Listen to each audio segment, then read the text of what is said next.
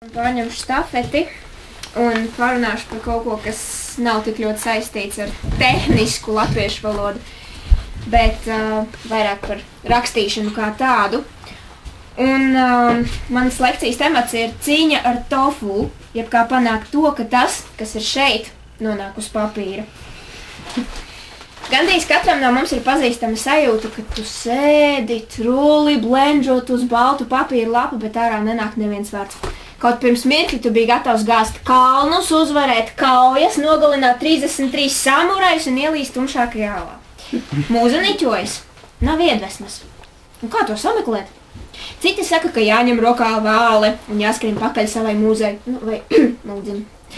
Lai pēc vesterna cienīgas pakaļdzīšanās varētu sēsties atpakaļ pie klādes vai datora. Īstenībā viss ir vienkārši. Jums ir nepieciešams atpūtas brīdis. Iedzeriet tējas vai kafijas. Apēdiet kaut ko vai iziet pastaigāties. Ļaujiet jūs prātam uz mirkli aizmirst to, ka varonis ir nokļuvis nelāgā situācijā un tieši šobrīd viņš karās virs vulkāna rīkles mirkli pirms izvirduma.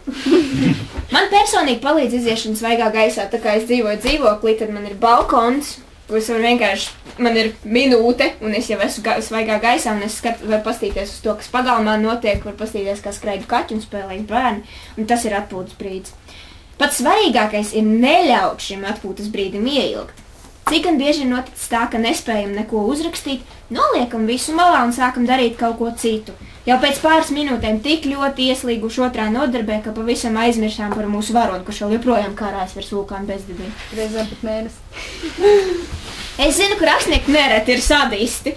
Tomēr, ja jūs ļausiet slinkumam uzvarēt, tad iespējams jūsu varoni tur pavadīs ļoti ilgu laiku. Pārāk ilgu laiku. Ja jūs tas neuzturāts, tad pēc tam nesūdzieties par to, ka varonis ar jums atsakās runāt. Kurš gan runātu, ja viņi atstātu karājumies virvērsties radošu lavas? Tātad, svarīgi ir atpūsties, bet neļauties slinkumam. Disciplīna vienmēr ir cietsirdīgs vārds. Ticiet man, es to zinu.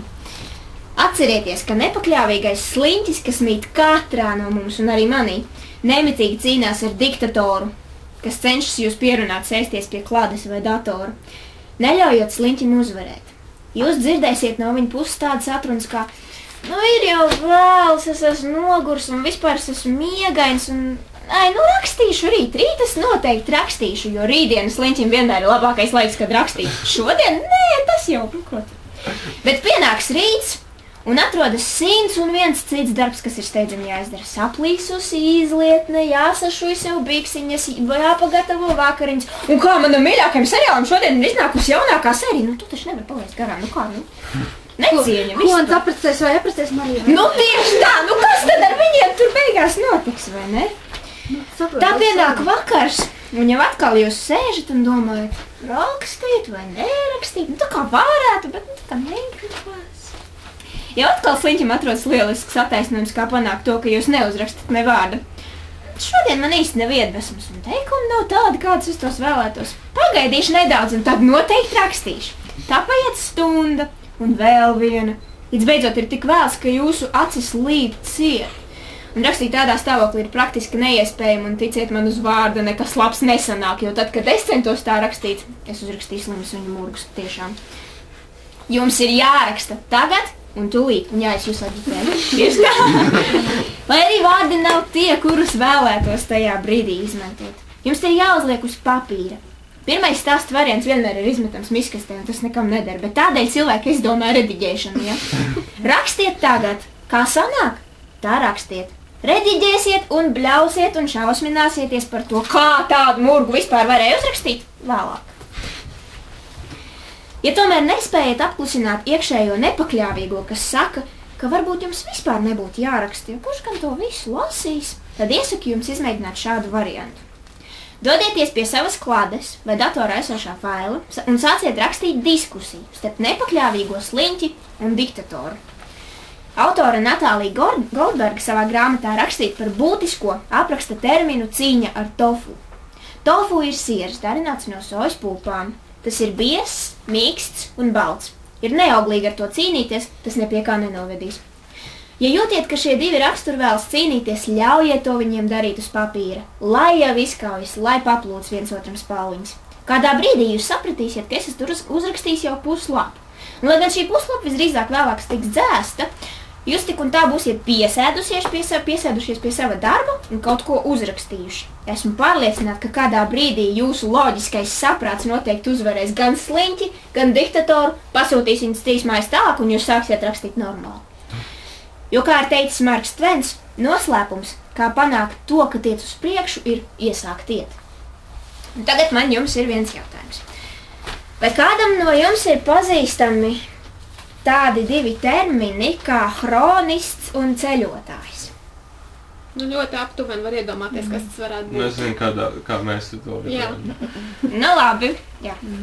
Tie, kas nezina, nebaidieties, es tūlīt visu paskaidrošu. Pirms pāris gadiem es neatceros, kas, diemžēl, vairs kāds no jums varbūt arī. Varbūt, ka mēs visi trietā. Varbūt, ka mēs visi trietā arī nācām ar to klājā. Nācām ar 2 tādiem klasiskajiem rakstnieku, tā teikt, arhetipiem, vai kā to nosaukt pareizāk, es nezinu īsti. Hronists un ceļotājs. Un tūlīt es jums pastāstīšu, kas tie tādi ir, un jūs varat mēģināt izdomāt, kuram jūs piederat un kas jums vairāk atbilst. Bet tas nenozīmē, ka tas ir precīzi un tā ir un savādāk nav horoskops. Jā, nav horoskops. Tik tiešām. Tātad, hronists. Šāds rakstnieks, kurš bieži vien sāk ar pasaules sīku un smalku būvniecību, notikumu izplānošanu, un tikai pēc tam atrod šai pasaulē piemērotus tēlus, kas to var apdzīvot. Šāds rakstīšanas veids iekļauj sevī ļoti lielu darbu, ilgstošu plānošanu un skrupulozu tēlu izstrādi. Ja vien rakstnieks vēlas, lai viņa tēli nekļūst par šabloniem, kas līdzīgi viens otram. Šādi rakstnieki nereti izdomā gandrīz līdz sīkumam stāsta sižetu un pavērsienus, tikai tad palaižot savu tēlu pa izvēlēto taku un ļaujot viņam vai viņai no šī ceļa atkāpties tikai par soli, un tas ir labākajā gadījumā. Lai gan daudziem cilvēkiem šāds rakstīšanas veids šķiet ērts un pieņemams, tas būtībā iekļauj ļoti maz kreatīvās rakstīšanas. Šādi cilvēki nereti neļauj savai iztēlei aizvest viņus nezinām mežu biezokņos, viņi ir gluži kā vēstures pierakstītāji, katrs fakts un neatkāpties ne par soli. Un otrs ir ceļotāji. Šāds rakstnieku tips ietver sevi iedvesmu, spontānu rīcību, negaidītus piedzīvojumus un ļoti, ļoti daudz radošā gara. Šādiem cilvēkiem vispār sākas ar idejas mazu sēkliņu. Tas var būt kas nosapņots vai nejauši ienācis prātā, kamēr jūs ķīmijas stundā veicat sāls atdalīšanu no ūdens. Ceļotājiem pietiek ar ideju, lai viņa prātā sāktu ziedēt pļava. Tēlu uzrodas acu priekšā pilnīgi negaidīti, piesakot savu skatuves laiku un to, ka viņi neies prom, kamēr netiks pienācīgi aprakstīti. Protams, arī šāds rakstīšanas veids ietver sevī plānošanu un darbam nepieciešamās informācijas meklēšanu. Taču ceļotājs nekad nepierakstīs stāsta plānu no A līdz Z un neiecirtīs to akmenī. Parasti ceļotāja rakstnieka stāsta plāns izskatās šādi. Varonim jānokļūst no vietas A uz B, un pa vidus vēlos iekļaut plūdus, pakaidzīšanos un varbūt kādu mīlsaini. Tad, kad izpētes darbs pabeigts, rakstnieks ar steigu iemet sevi iekšā stāstā kopā ar varoņiem. Viņš ceļo kopā ar varoni izpētot pasauli un atklājot par to aizvien jaunas un nezināmas lietas. Nereti mēs mēdzam sūdzēties par to, ka esam iestrēguši kādā ainā un nezinām, ko darīt. Rakstnieka nobloķēšanās mēs sūdzamies. Jāatzīst, ka es nezinu, kuram no rakstnieku tipiem būtu vieglāk iziet no šīs situācijas. Kādas ir jūsu idejas? Atceries to grāmatā. Tas fragments, kur tā beiba vienkārši paņēma ar ķieģeli pa galvu, lūdzu tev no murdekļu bloķēšanās. Nu jā, tas bija grāmatā, bet kā jūs domājat, kuram rakstnieku tipam būtu vieglāk iziet no šīs situācijas? Un vai vispār hronistiem rastos iestrēguši? Hronists pēc definīcijas nevarētu nobloķēties. Viņam drīzāk viņam varētu būt tāds, negribu vairs, pietiek! Bet tā nē. Tātad būtībā hronistam būtu vieglāk iziet. Nu, principā, atkarībā kāda tā... Nu, ja viņam ir kapitāli piegriezies, ja viņam kapitāli piegriezies, tad viņš vispār vairs nerakstīs. Viņš būs permanenti nobloķējies. Tad vienkārši aizvirus ir ciet.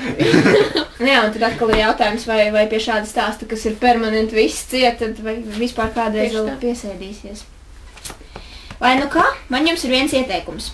Vai ceļotājs jūs esat vai hronists? Vienmēr varat apsēsties pie kladas, datoru un aprunāties ar savu varoni. Uzzināt, kādēļ viņš pēkšņi ir saspītējies. Varbūt jūs vēlaties būt hronists, bet iedvesma laužas uz āru un varonis vēlas pagriezties pa labi, nevis pa kreisi, kā esat ieplānojis. Šajā gadījumā es ieteiktu jums paklausīt varoni un atļaut viņam nelielu, tā teikt, sānsoli no jūsu diženā plāna.